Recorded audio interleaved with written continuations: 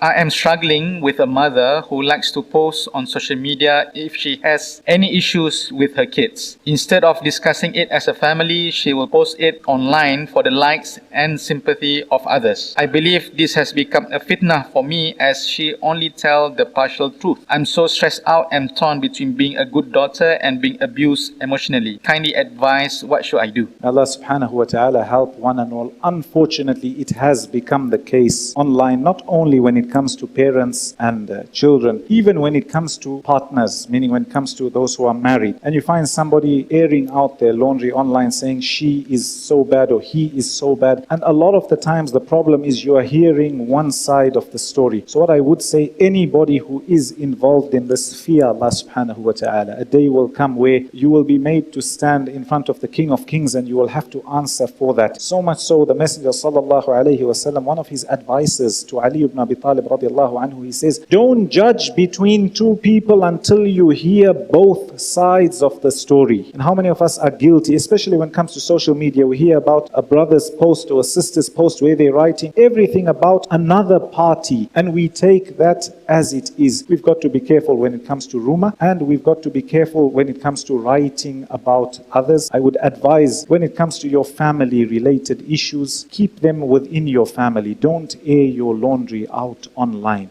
In fact, Allah subhanahu wa ta'ala says in the Quran, addressing husband and wife, and this is during divorce. And some mention it's after divorce. He says, وَلَا تَنْسَوُا الْفَضْلَ بَيْنَكُمْ. Don't forget the goodness that was between you when you were married. And he tells us in another verse, obviously we encouraged as husband and wife to come together even if there's some problems. And then he says, if you're really going to go for divorce, فَإِمْسَاكٌ بِمَعْرُوفٍ أَوْ تَسْرِيحٌ بِإِحْسَانٍ. Either stay with goodness or leave one another, depart on goodness. As for a child and your parent, it's very difficult. Make dua for them. But what I would say is, don't be like them where you now go to try to write the other half of the story. May Allah subhanahu wa ta'ala help one and all.